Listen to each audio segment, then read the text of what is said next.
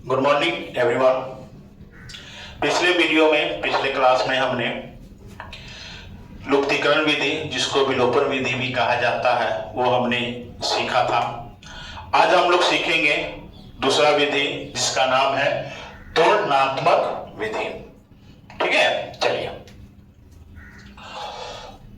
तो सबसे पहले हम लोग क्या करेंगे, जो समीकरण दिया हुआ है 2x प्लस 3y बराबर 19, इसको नाम दे देंगे हम लोग समीकरण 1।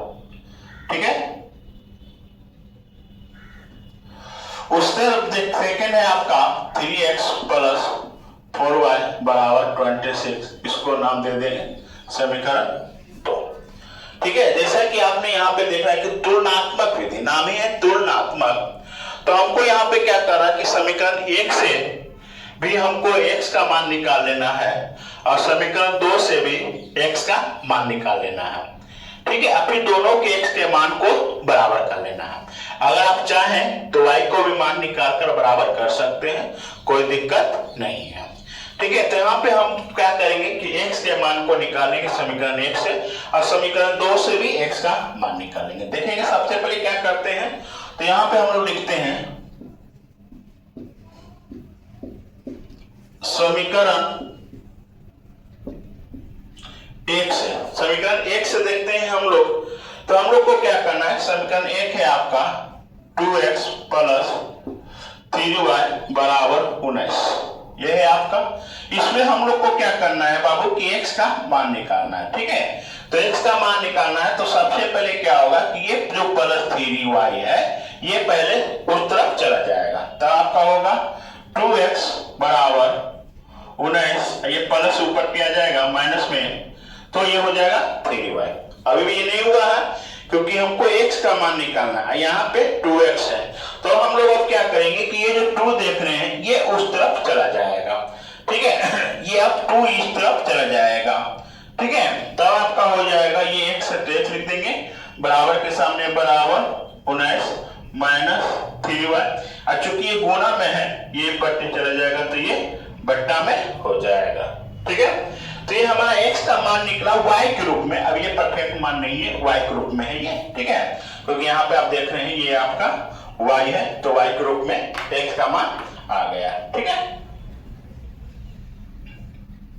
चलिए, कोई दिक्कत यहां तक नहीं। अब आगे हम लोग बढ़ते हैं कि हम लोग क्या करेंगे कि जैसे समीकरण 1 से x का मान निकाले थे, उसी तरह से समीकरण 2 से भी x का मान निकालेंगे।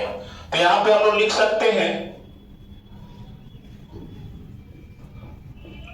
समीकरण 2 से। ठीक है। तो समीकरण 2 है आपका 3x प्लस 4y बराबर 26।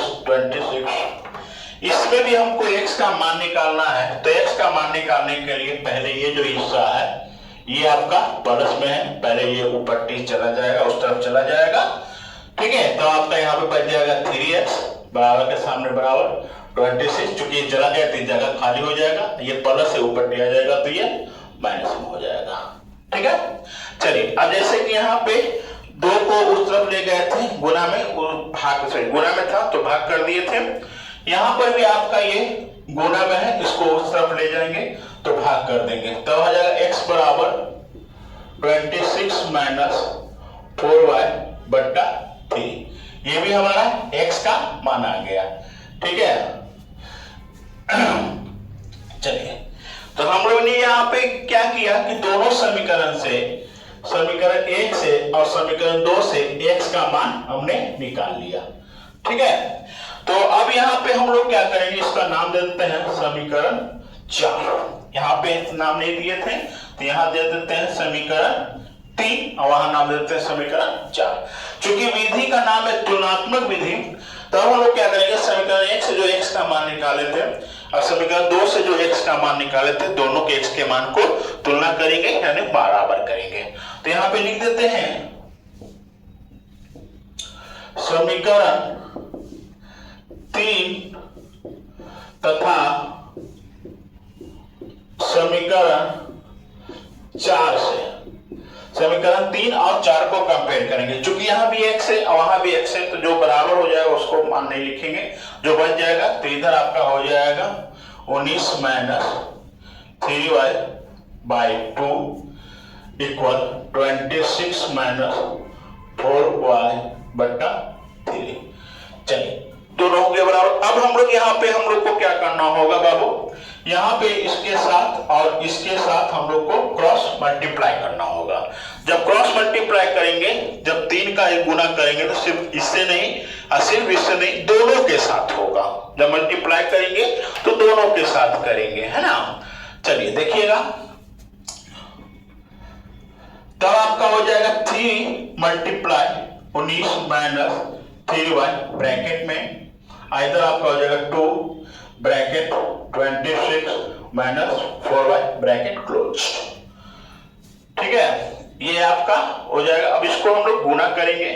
जब गुना करेंगे तो एक एक करके गुना करेंगे, इसका गुना इसके साथ करेंगे, ठीक है। अब फिर इसका गुना इसके साथ करेंगे, एक और का साथ दे देंगे, फिर इसका गुना इसके साथ करेंगे, अब फिर इसका गुना इसके साथ हम लोग करेंगे, ठीक है। जब गुना करेंगे तो 19 का 3 बार गुना करेंगे तो 57 57।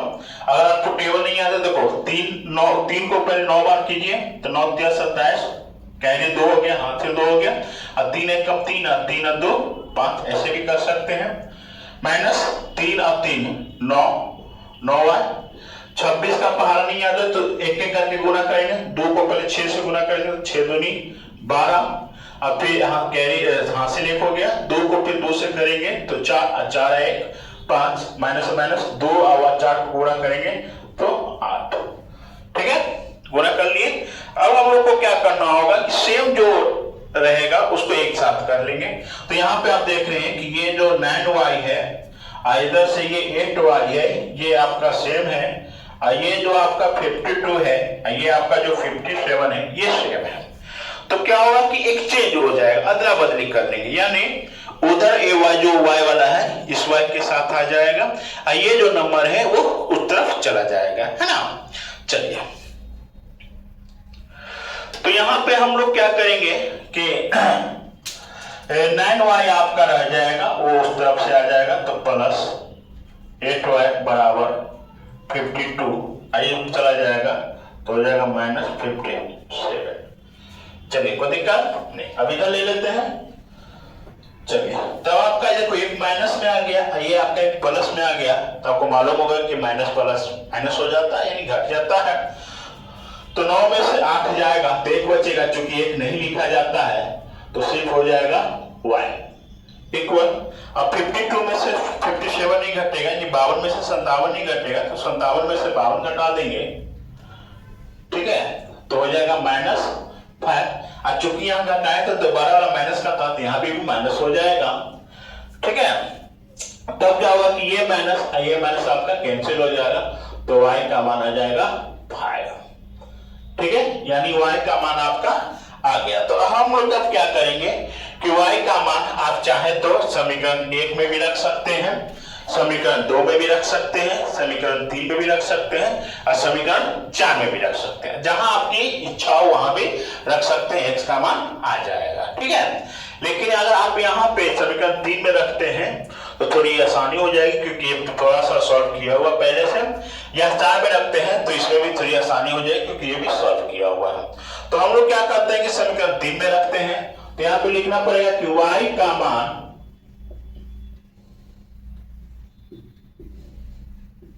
समीकरण 3 में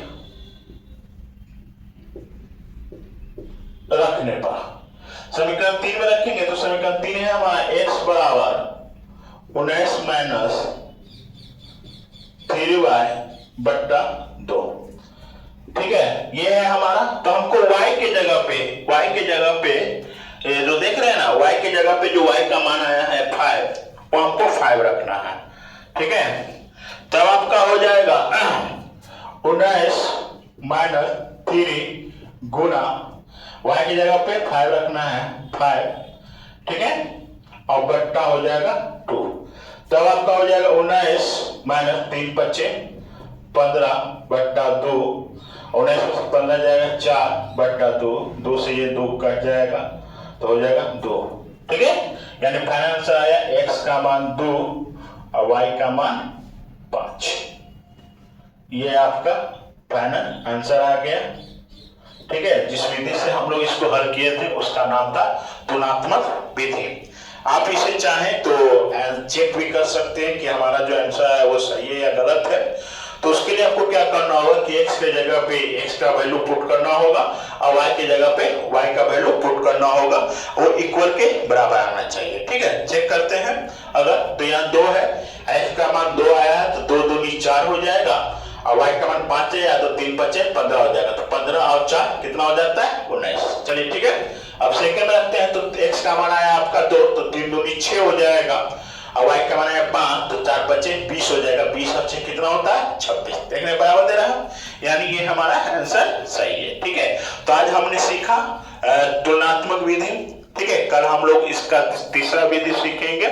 ठीक है, प्रतिस्थापन विधि। ठीक है, जब तक के लिए धन्यवाद।